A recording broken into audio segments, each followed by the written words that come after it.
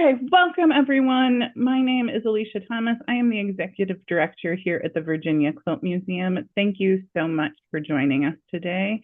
And I am joined by Barbara Hollinger, who has an exhibit at the museum right now. So thank you so much for joining me, Barbara. Thank you. It's really going to be fun. Yeah. So before we talk about Barbara's work and her exhibit, I want to talk just a little bit about the Virginia Quilt Museum. This is a kind of old picture, but of our new location. So we moved last summer.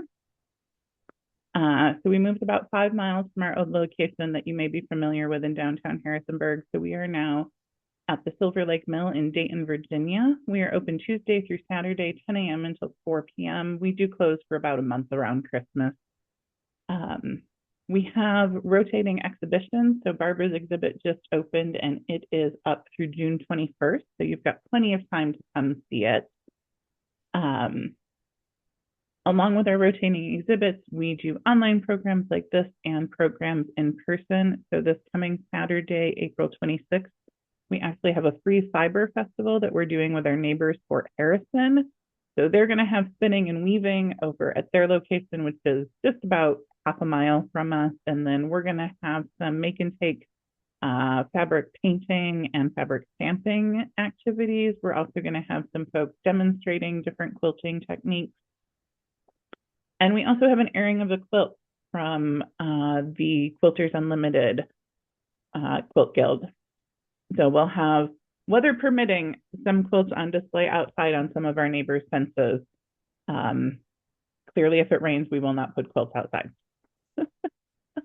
But we also have a lot of other programs coming up this summer. We are celebrating our 30th anniversary this year. So we have a new exhibit for that opening on Tuesday. And we have a lot of fun events planned for that, including a birthday bash in August, which is just going to be a really fun day. We have a ukulele band coming. We're also going to turn ice cream with the mill because we are located in a historic mill that still has all of the working parts. So we're going to turn ice cream and have cake and ice cream and just have a really fun day and celebrating that we've been here for 30 years and we hope to be here for at least another 30. So that's just a little bit about the Virginia Quilt Museum. The best way to stay informed as to what we do is follow us on social media. Either Facebook or Instagram is where we are active. You can see all of our names there. We do also have a YouTube channel. So this is being recorded and will be posted on our YouTube channel. I try very hard to get them posted within a week. So it should hopefully be up next week. And you can also follow Barbara on Instagram at Hollinger Quilt.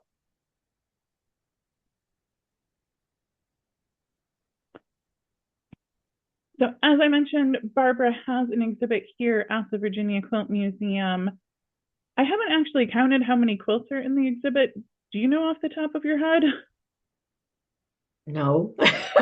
I want to say 17, but I don't know that that's right. Yeah, I full Maybe I disclosure, can count when you do the walkthrough. yeah. This exhibit is right outside the door of my office. I should know, but I just haven't stopped to count. Um, No, me neither. but it is on display through June 21st. So you've got a couple of months to come see it. And we're going to start off. This is a short video walkthrough of Barbara's exhibit. So it's, I want to say about 2.5 minutes long. And then after that, we will do some detailed pictures of a handful of the quilts and talk about how Barbara started quilting and how she got to where she is today and some of the different quilts she's made. So we'll start with this walkthrough.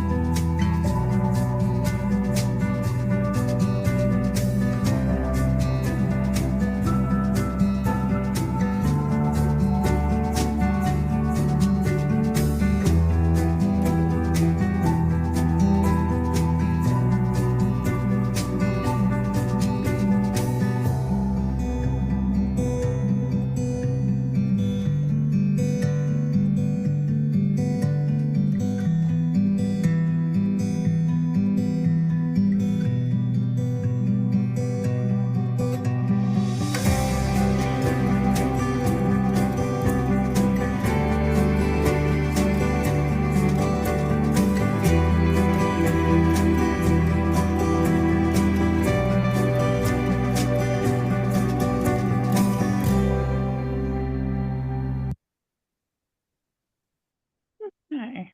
Did you count, Barbara? I didn't. I stopped. No, I lost track. And the panels on the bicycle wheel, you could count them as four if I'm off by any. So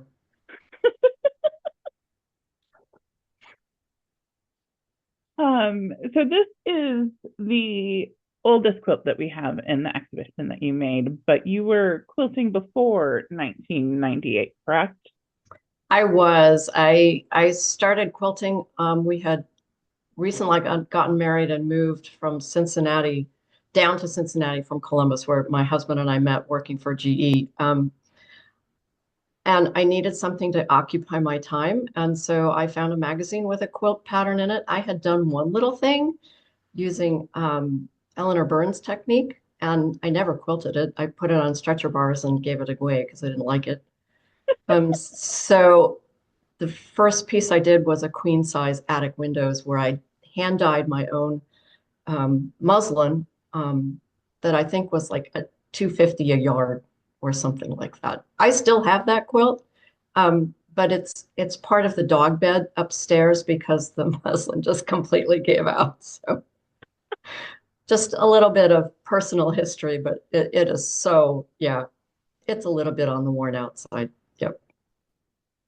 I really enjoy that you just jumped right into dyeing your own fabrics. No, like easing into things for you, just full blown. Well, this would have been 1986, and the fabric that was available was very traditional, lots of mauves and Confederate blue, not my style at all. And so I couldn't find the colors that I wanted um, in the tones that I wanted. And so I guess that's kind of what got a few things started. Now, I will say it is not teal, but that kind of evolved later. Yeah. I remember those mauves and dusty pinks and dusty blues of the Yeah, late 80s and early 90s, and yeah, they were everywhere, and it was hard to find anything that wasn't those kind of colors or very, yes, very like Civil War reproduction yes. stuff, which is from knowing you and knowing your work, that's also not your style. No, no, no. Um, so you made this quilt in 1998. Do you have any idea how many quilts you had made before you made this one? You know, is this like your 10th quilt or Um, your 30th or that's a good question. So we had moved several times before I got to this piece, probably a couple dozen. Um, I ended up working at a quilt shop that was down the street from me when I lived in Cincinnati, not because I was an expert, but because I could fiend my way to bullshit my way into letting them know that I knew what I was doing. And so I had done a bunch of shop samples and things like that, some gifts for people. And one of my coworkers and I had done a couple commission pieces. So I kind of don't have a good number on how many, 24-ish, something like that. Um, I have a few of them. Um, I actually had made a couple that were good enough that they hung at Paducah for the AQS show there. And one of them was a Dresden plate variation that I made for my daughter. It was supposed to be for her sixth birthday, but I didn't finish it until she was at least 15. I'm sure that you guys know how that feels. But um, the Dresden Place piece, actually, when we moved to Minneapolis, it had already hung at AQS in Paducah. And I got an email from the people who did the yearly quilt books. The name escapes me, but you guys have a collection of those mm-hmm. books. Um, so I got an email from them saying, "Is this you? Because it shows that you live in Tulsa, Oklahoma, and we're sending this to you in Minneapolis." But my my life had become very much of a vagabond in that my husband kept getting better job offers, and so we would move and we would buy a house that was in the best school system in the best area we could that needed the most amount of work. And I basically ended up flipping houses because then I get it all ready. We're ready to live here. And then we would move again. So Minneapolis was our, like, let's see, it was Cincinnati, Fort Walton Beach, Tulsa, Oklahoma, and then Edina, Minnesota, which is just on the north side of Minneapolis. Um, and this piece I did there. I joined a little quilt group because the house that we bought didn't need quite as much work. Somebody had already done a lot of it, so I had more time to quilt. So this was a group challenge, and the challenge was to use a Hoffman print that was a big, very graphic leaf print. And so everybody in the group did all these wild leaf things. That's not what I saw. What I saw was dragonflies, the little tiny dots that you can focus on. So the wings are pieced together, turned right sides out, and then the extra stitching gives them that the transparency that you see in that close up. Yeah, this quilt still looks so contemporary and modern to me. I mean, if you told me you made this 3 years ago, I would completely believe that. And I think that's almost harder to do with art quilts than it is with traditional quilts. So that, There are definite styles that seem to trend, mhm.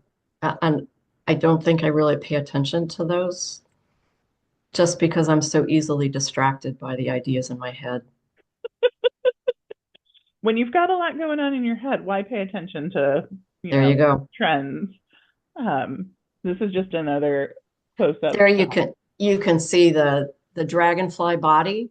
That was the leaf print. Okay. Yeah, no leaves. Not for you. This piece, if you look at the background of it, you can see the circles from where the drops of rain would be hitting the pond surface. My husband, the working title of this is Pond Scum. So if I start going back to that instead of the fancy Gossamer Wings title. So Pond Scum is actually quilted upside down. So I did all the quilting that I wanted to on the top, and then I turned it upside down and I followed the design on the fabric that I had put on the back. And it saved me from having to figure out how to do all those beautifully circular drops of ripples on the water. And that quilt actually, one step after another, that actually led me into writing for Machine Quilting Unlimited. Different story. We'll talk about that later. Yeah.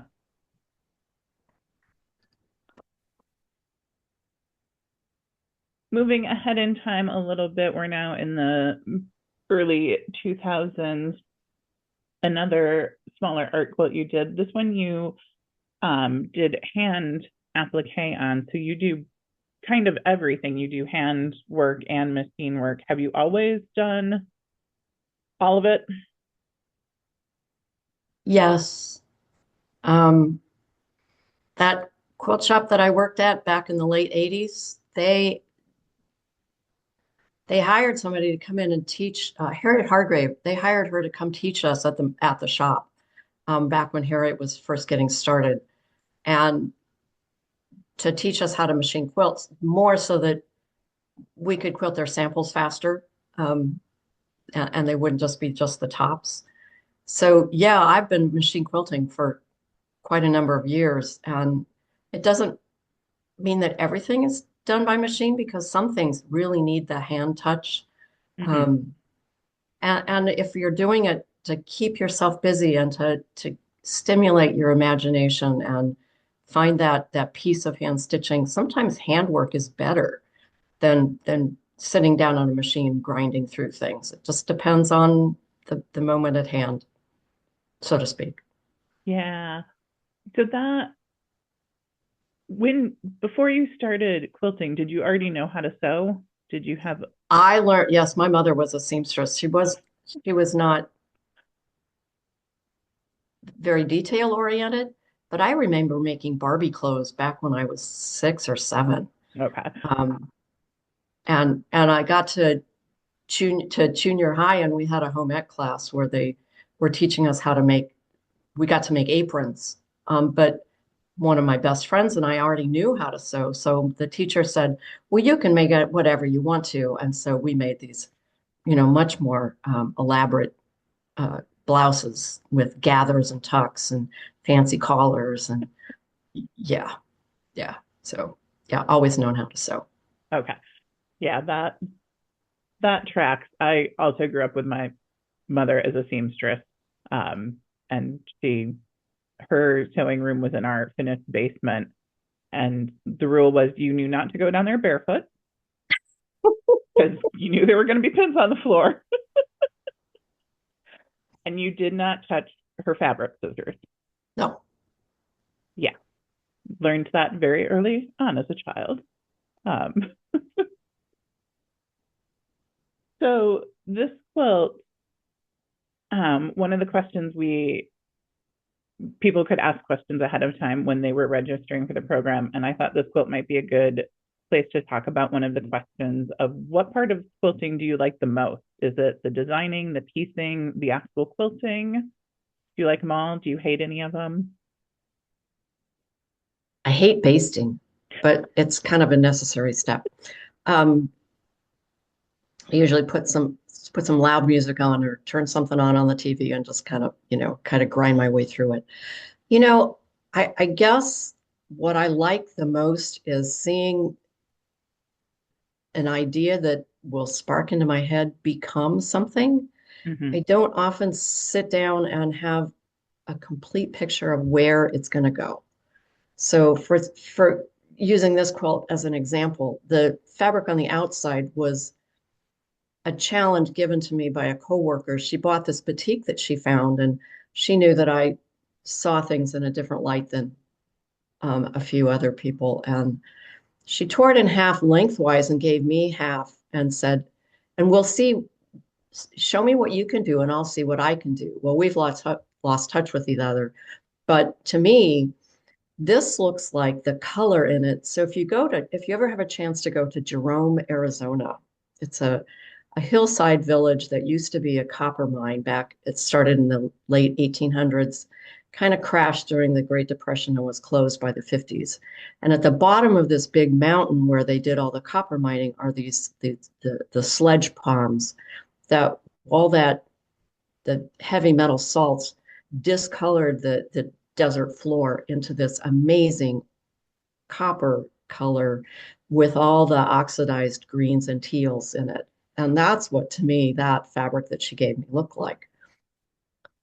But running through those sledge ponds, you could see the spot where the runoff comes when it actually does rain in Arizona, um, up in the high desert. And so I basically just pulled fabric from my stash to find that line of color that changes as you eroded through those sledge ponds.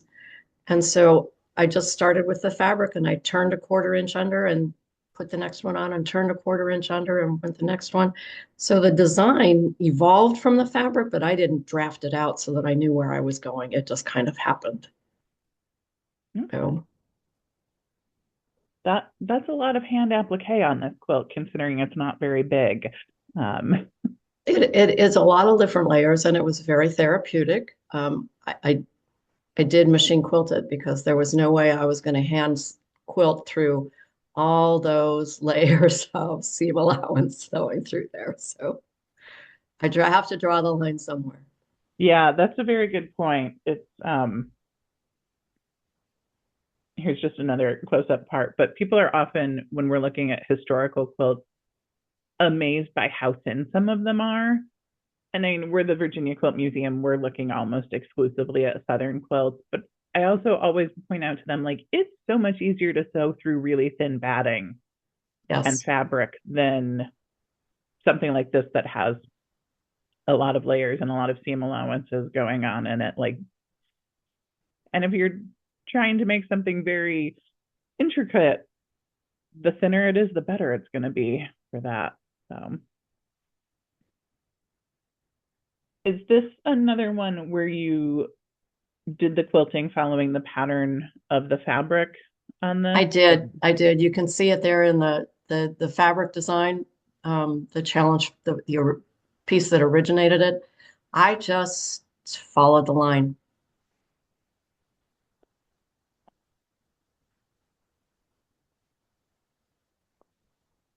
So this is maybe my personal favorite in the exhibit, which is a little surprising to me because I'm not a huge fan of gold generally, and there's a lot of gold in this one, but I love the intricacy of it. And sometimes when I'm getting a little stressed out, I will just go sit in front of this and trace some of uh, the design to just kind of give myself a little mental break and have a little moment of calm. It does become a little weird sometimes when visitors walk in and find me doing that, um, but it's fine. If it makes you feel any better, this one hangs above my soaking tub, and I'll do the same thing, sitting in a tub of hot bubbly water, just kind of following the line as it goes through the design. Yep, yep, It's very therapeutic. yes. Um, The backstory behind the design idea, I did this in preparation for one of the Ginny Beyer seminars when she was talking, had lessons on um, symmetry. And so if you look at the center of the piece, it doesn't completely mirror, but each triangle has a symmetric turn to it so that it matches with its neighbor. Um, Finding the background was a happy accident. And yes, it does have teal in it. But I had recently gotten a magazine from a friend of mine who happens to be a metallurgy professor who had seen an article in a magazine through the engineering world that talked about kolam designs that are done in India where the women go out first thing in the morning and they smooth the dirt outside their hut and they draft these really elaborate kolam designs as an an offering basically to I have it written down to goddess Lakshmi as kind of a peace offering. And then by the end of the day, they're gone because people have walked in and out and the ants have come and picked up all the rice powder. So the next morning they start completely over. But the reason it ended up in an engineering book and a magazine written about was because the mathematics on how to design these, the program computer scientists were studying this because they found that they could use this to design programming. So who knows if there's not Colam designed science in your AI stuff. I don't know, but this is where it led me. Um, so it's made with Clover used to make an ombre um, bias tape that had a little bit of an adhesive on the back. So you draw it on the fabric, you lay it down, and then you hand applique all the way through every single line of that. And then this is actually hand quilted because I was having so much fun with just the meditative symmetry of it. Um, yeah, it's a good piece. Here you can see some of your hand quilting. And And yes, I followed the line in the background. mhm. And you said the background fabric was a happy accident. It's the best kind of happy accident. It's I beautiful. have it in another color too. I just haven't used it yet. Yeah, it just blends in so well with this design. It looks like you Yeah. had it made for this quilt. Um, I lost the question I was going to ask you about this. Oh, You were following that line instead, right? yeah, I was. But what, so you have academic training as an engineer. I have a bachelor's in ceramic engineering. So high temperature inorganics. I had a college internship where I worked on developing a process to make lithium orthosilicate, which is one of the things that they're using to do nuclear science with, to do fusion reaction. That was a few years ago. I worked at Corning Glassworks making Corningware, the facility that used to be in Martinsburg. And I worked at General Electric in Columbus where they made industrial diamonds. So, yeah, Yeah. So you clearly have a strong math background. Have you yes. found that helpful in your quilting? Oh, very much so, very much so. And a lot of that is intuitive. Um, if I need to stop and figure something out, yeah, I will actually write down equations to figure out where I'm going. Um, but part of that, the geometry, I think probably tweaks my brain and that my the my spatial recognition and control of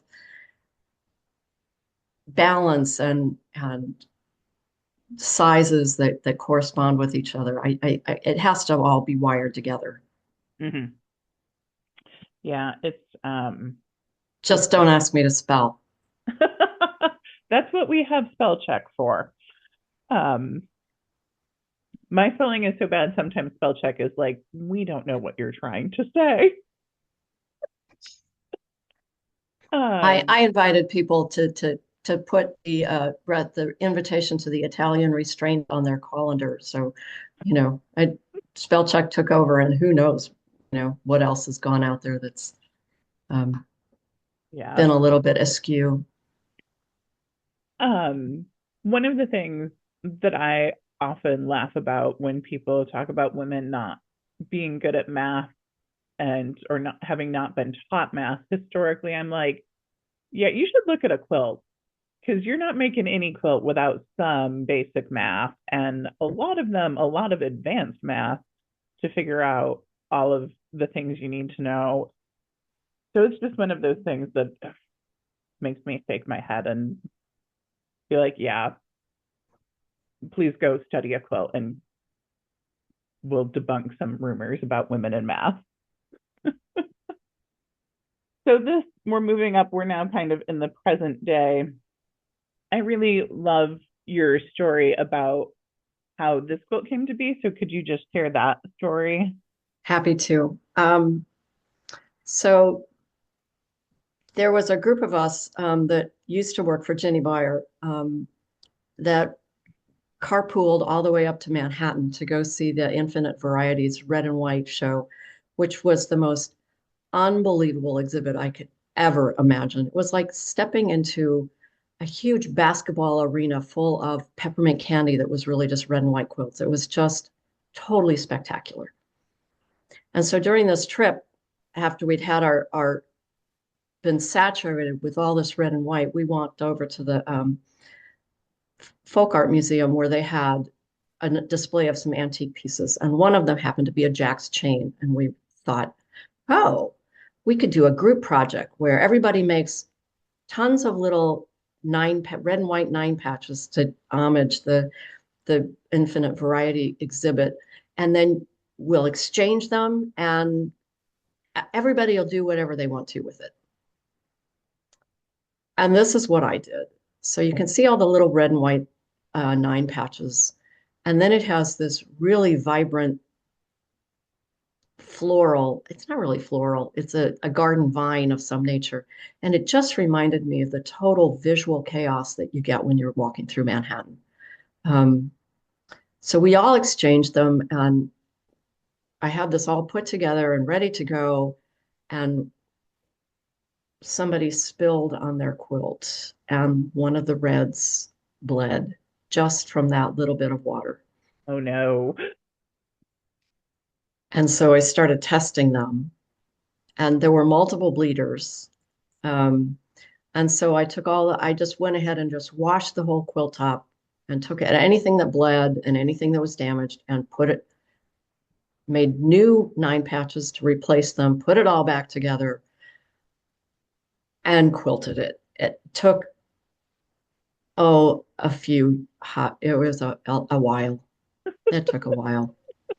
And I saved all the discarded 9 patches and I put them together into a little bit of a different design using some pink shirting samples that a friend had given me. And I overdyed the whole thing in indigo. Oh, wow. Different, that I'll save that for a different exhibit. Yeah. And this one, um, you can you can't really I didn't get a good picture that shows the detail on this, but on this one you did what I would call a knife edge binding. Um, Yeah, it is faced okay.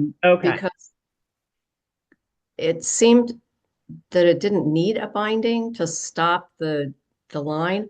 And the thought of the logistics of attaching a binding following that scallop on the outside just was insane. So no, it was easier to face it. You know, you can stitch that curve, turn it inside out, and then there you go. So um, it, Yeah. I would have been very impressed if you did binding on something with a scalloped border. well, scallop border, yeah, if your scallop has a much broader curve to it, might be feasible. This one would have just made you insane. Yeah. Yeah. Someone once brought in a quilt for us to look at here at the museum, and they started taking it out of the bag, and I was like, "Oh, that's a 1950s kit quilt." And they were like, "How do you know?" And I was like, "I'm sorry, no one's doing a scallop border like that unless it comes from a kit quilt." Also, like these five other reasons, but no, Yeah. really, that border, no one's Yeah. doing that on their own They, because it they was do. It does very, present a challenge. Yep. yeah. Here's just a couple other close-up details. This is one of your quilts, and this is one of the things I love about quilting, where you have to sometimes really study quilts to see what the actual block is and how the quilt is put together. And this one, I think part of it is there's a lot visually going on with all the prints. Um, Some of the other quilters, when they put theirs together, they used more just red and whites, and the block design shows up more than this one with the chaotic background and the the ombre of batiks that are put in the triangle sections. But yeah, it's not a simple design. Um, no, it's it's a good challenge. that's a lot of making points and corners meet. And yeah, um, we have mutual friends that would hate this.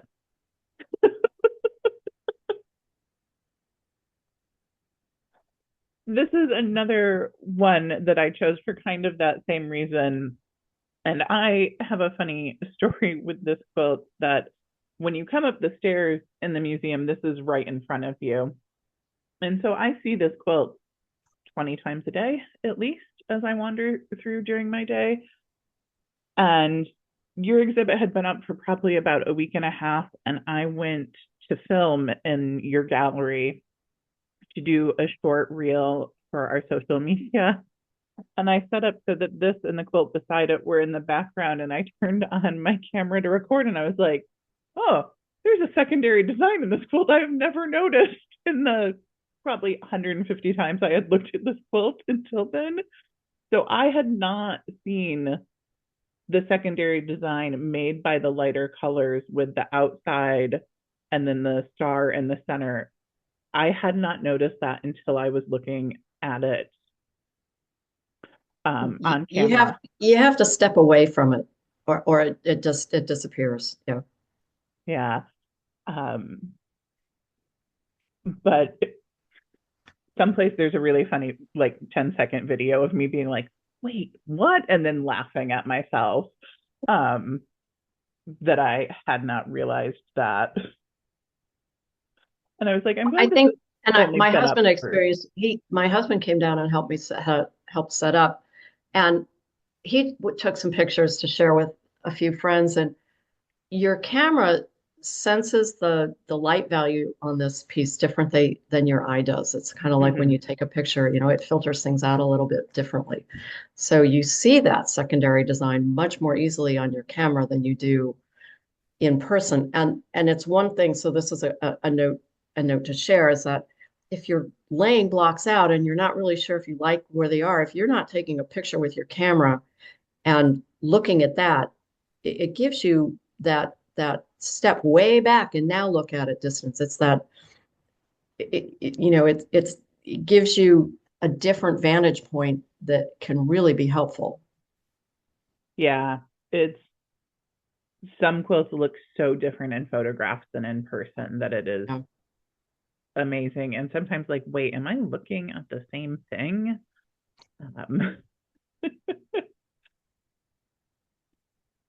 Here's just a couple close-ups of this quilt. Um, and this is, you've mentioned a couple of times that you worked in Virginia Buyer, and you worked for her for a long time. Yeah, I kind of lost track. I want to say 13 years, but I don't know that that's right. I'd have to go back and look at old pay stubs. Um, when the fabric bolts would come in, um, instead of cutting fabric to fill orders and make kits and things, we would tear the fabric because then it would stay straight on the grain line, which when you're hand piecing is a key element. So we would start every bolt that was just whacked off at the factory. We would start by tearing a strip, a 3 or 4 inch strip at the end, and that would get folded up and tucked inside the bolt. So if somebody wanted, a little sample so they could try to remember what they had, um, we would just cut off a little piece of that. So I have no clue how many bolts of fabric we went through, and so here we'd end up with this huge bag of all these old tear strips. And a bunch of them made it home with me. And so this is made during COVID when, we were doing our level best to try to stay sane, trapped in our basements. So these are basically the tear strips cut into diamonds and stitched together, just laid out. The layout was not planned. I made light, medium, and dark diamonds, diamond patch, those 4 patches basically, if you look at them. The tumbling block layout was made from that, but that large design, that really didn't happen until I had almost everything all pieced already. It was kind of like, oh, what else can I do? Um, but by because all I had was these tear strips, there's no mirror image uh, usable mirror image because a lot of the Ginny's designs use that mirror image that is in her design work to create a secondary design once you piece them together. So that is not the case on this. They are all cut straight on the grain so that all the stripes go in one direction rather than changing direction during the piecing. So Yeah. It's a really fascinating quilt to look at and see all of the different fabrics that are in it. And if you're a person who knows fabric, you instantly recognize that it's all Jenny Buyer fabric. It just has that look and feel about it. yeah, every last bit of that is, yeah. Yeah. And on the back, which you can't see in the walkthrough, are all fat quarters sewn together of Ginny Meyer fabric. So it seemed appropriate. Yeah. We do have one question. So I'm going to go back a few slides because it's about this one. Um, so the question was it hand or machine pieced? And it looks like you did both on this. I did both. The 9 patches are all machine pieced. Okay. But from there on, everything is hand pieced. It seems like this is one of those patterns where it's maybe easier to do hand piecing because you Much, have a much little bit more easier. control. Yeah. I think the hardest part was making sure that all the fabric stayed in the right spot. Because you can see that the triangle shade from gold out to blue through teal, and the background fabric is all vertical in that that's a directional print, and so I wanted to make sure that all my leaves went up. Um, so just keeping it laid out in the right orientation was more of a challenge than anything. Uh, they also asked, did you have any Y seams? But since you were doing this by hand, that's, It's all Y seams. yeah. The only non-Y seams are the 9 patches. Everything else is a Y seam. Yep. And do you have any idea how long it took you to make this one? Well, are we counting the time that it took apart to take the ones, the reds that bled out? I don't know. I don't know. A couple thousand hours. That's all. I have no clue. Yeah, No, it's it's so hard to track those types of things. no, no. You need Um, like a step counter for your hand when you're stitching. yeah. I also don't want to know how many stitches are in something though. That's um, no, thank you. Well, they don't count if you have to rip them out. So Ah, I like that rule. Um, so these are some questions from me, but also some that came in ahead of time. If you have any other questions, folks, feel free to put them in the Q&A box. We've got about 15 minutes left, so we have plenty of time to get to some questions. And so my first question for you was, what's on your work table right now? And you actually sent me some pictures of that. But I just need to, you guys can see my,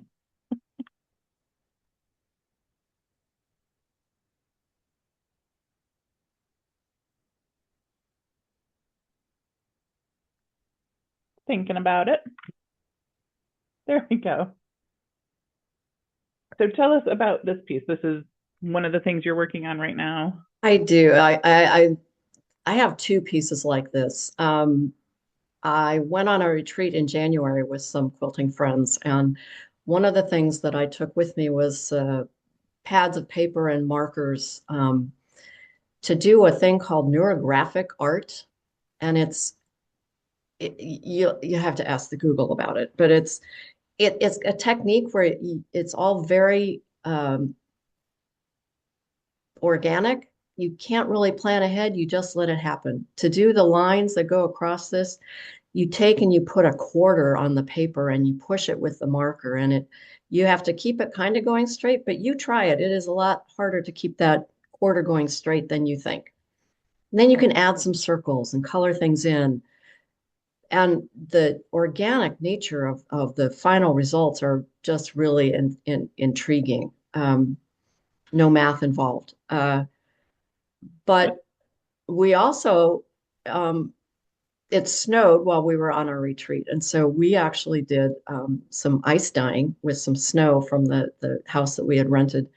And so the two pieces that are in these pictures, those are pieces that were dyed while I was playing with the pen and marker and pen. I decided that it would be a fun experiment to see what happens if you did it instead of using a marker on paper. What happens if you do it using fabric? So I did two pieces. One, I did the marker first and then stitched on top of the line. And the other one I did just with quilting, and I took the the little orange circle off the end of my Orifil spool of thread, and I pushed that using my quilting machine and added the circles and things. And this is where I ended up. And it's it measures it was a fat quarter to start with, and so this measures like 17 by 20. Not huge, but just really fun to not have any expectation of where it's going next, just to let it happen. That is, it sounds delightful. My anxiety is going through the roof trying to think about doing that myself. It's actually, you'll have to look it up. It's actually almost like a meditative art technique where you just follow follow the line and let the design evolve without any expectations of where it's going. And if you don't like it, you throw it away. That's true. We just got a question that came in about this quilt. So, There you can see the yeah. multiple Um, lines of stitching to get things to color in enough. but the question was, how did you create the blues and greens and the circles? And is that just through the ice dyeing or? No, the blues and greens, those actually I colored in with markers Okay. after I had the second one I did after I had stitched. The first one I did before I had stitched. I liked the second variation better in that um, some of the markers that I used left a little bit more resistance in the fabric, and the thread was not really happy with them at some point. So Uh, yeah. Fabric markers come in a lot of qualities. a lot of different, yeah, and they leave, a layer of residue on there that works visually, but if you're stitching through that, it can create a challenge. Yeah. And then this is the second piece that you sent me This, pictures this, of. okay, and this one I'm going to show you where it's going next because so this piece, the pinks were fabrics that originated in a dyeing workshop, and they're pink. That's like, ew, I don't do pink. So during COVID, my daughter came over and she and I played in the laundry room and stamped and made more fun out of the fabric. But what am I ever going to do with it? So I took it to the retreat. I gathered together a collection of fabric that I was never going to use. And I pieced together what ended up looking like funky houses, kind of laid together, almost as if a tornado had gone through and left chaos in the trailer park, which I've actually saw a neighborhood that happened, and this is pretty much what it looked like. I found a fabric in my stash that I put on the outside, but it's it's kind of boring. So if you flip to the next slide, I thought, what if you cut it up? So cut it up into triangles, piece those triangles back together, and then you cut it up into triangles going the opposite direction. Now it really, the edge where the border is not, it doesn't separate things, it becomes part of it. And it really looks like a neighborhood that a tornado went through. So I think this is going to have to be called Tornado Alley. Um, and it has pink in it, but I don't hate it anymore. It's almost, it justified all the work that went into it. So We all have our colors that we like. yes, we do. Did you, and this is a question I had not put on the list, but did you know how much you used teal before you started putting together this exhibition? Not at all. Not at all. No. I put together the exhibit because unlike a lot of quilt artists and quilters, I don't have a specific style. I have sometimes called myself a squirrel quilter because I'm very easily distracted by the next idea that runs past, and you kind of go, "Whoa, look at that!"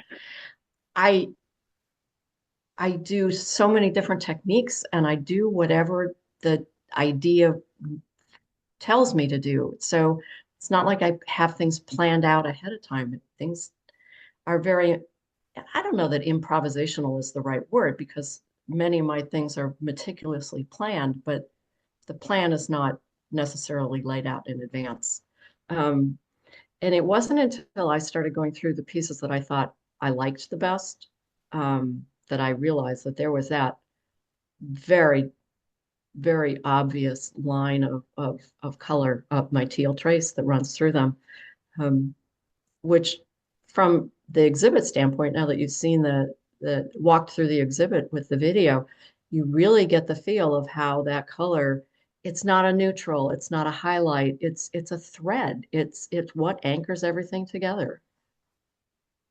Yeah, it's it's a really beautiful exhibit as a whole.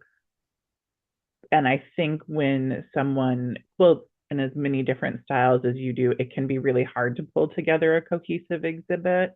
Oh, Um, it can sometimes look a little disjointed, But this one, because it does have that color running through it, everything just kind of flows together so nicely.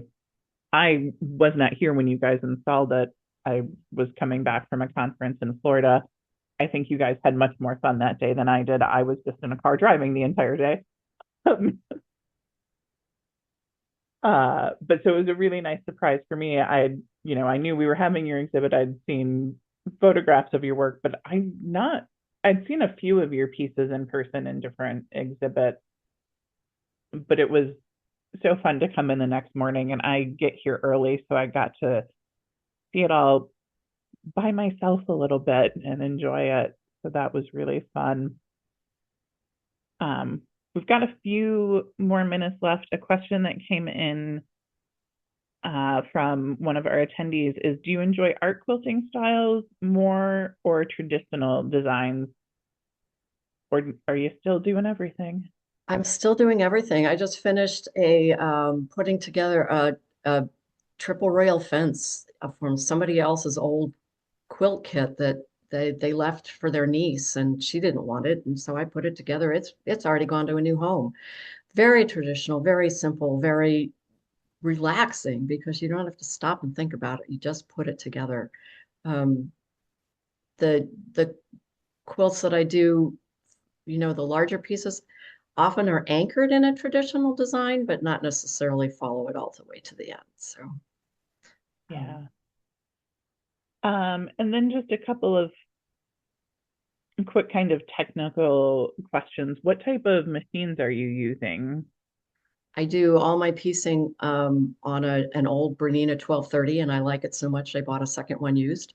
Um, and I am on my second mid-arm machine, so I do everything on a sit down. I have a Bernina Q20 that I love that I use now. Good. And do you actively sell your quilts or do you just make them for, I make them to keep myself from going crazy. Um, if I have a gift that needs to be gifted, that needs to be produced, that's a different thing. I mean, I have sold a few things, but generally that's not why I make them. yeah. Um, Yeah. What are you most proud of as a quilter? you know, this was a this is a hard question because it means you have to go back and categorize what you actually do, and it's like having a style. I don't have one. So top three, first of all, I'm really pleased that I was asked to put together the exhibit for the museum, and to see it go into place and to have it in the new space is just, watching that walkthrough and being there hanging things, it really brings tears to my eyes. Um, I loved writing for the years that I wrote for Machine Quilting Unlimited because it allowed me to marry my technical skills with my quilting skills and present them in a viable fashion. Now, I will say I did a spell checker on that, so I didn't have to worry about that. But it was a body of work that evolved um, over. I can't remember how many years I did that. It was quite a number of years. Yeah. Um, and and it married into that the math and the science and the spatial skills, it all just kind of fell together. I'm super proud. Um, Ginny Byer actually came to the Meet the Artist reception that we had at the museum, and that was a big deal because yeah, she's a pretty good influence. So Yeah.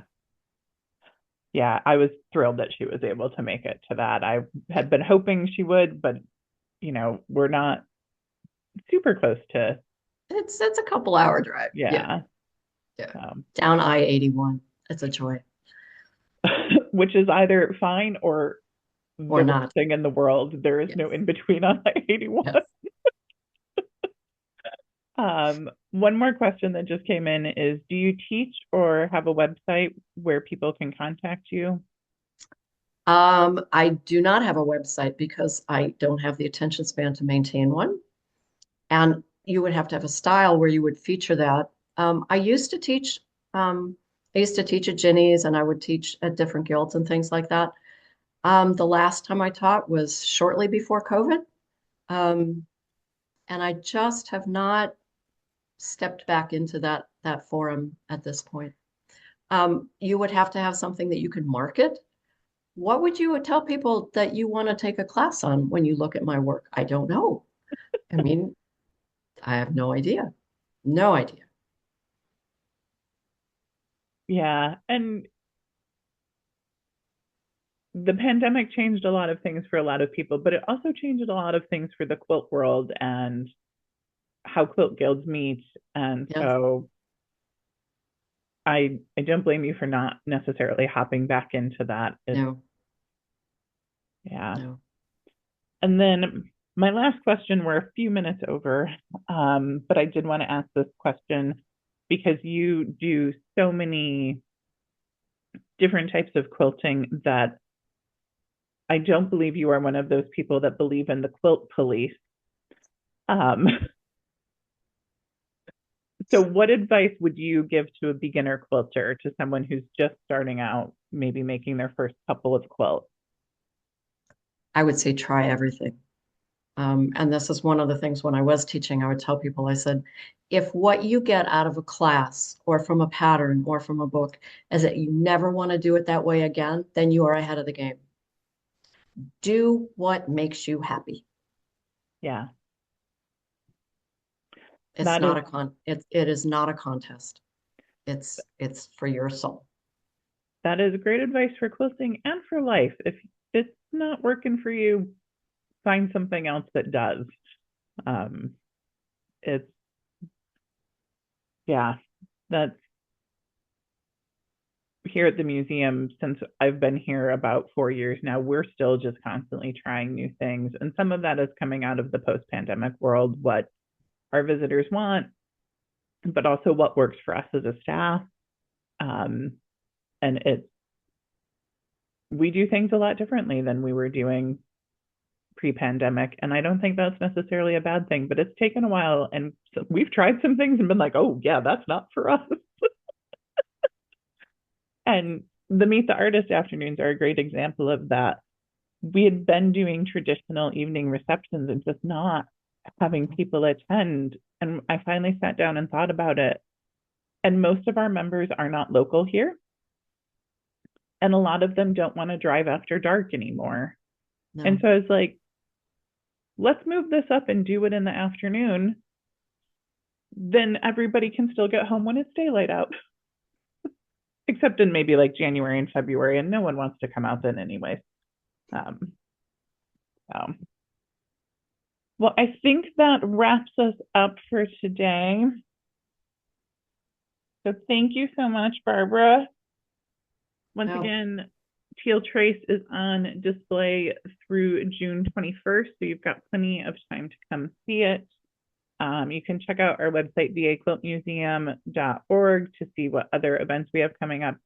So you can find a day that works good for you. We're open Tuesday through Saturday, 10 to 4. We got lots of nice comments in the chat saying thank you, and this was great. So thank you all for joining. Thank you for supporting the Virginia Quilt Museum. A quick note, if you are not a member already, please do consider becoming a member. Members are a great way of supporting the museum and making sure we can still exist for another 30 years. It unfortunately does take money to run a museum. We have to, pay our rent and our utilities and our staff.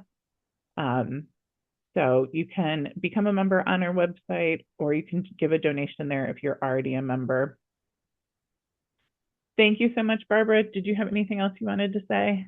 No, thank you for all the work that you put into this. It's really fun to walk through and see your pieces all put together and on display like that. It was magical. Thank you. Good. Well, thank you, everybody. Have a great rest of the day. And thank you for supporting the Virginia Quilt Museum.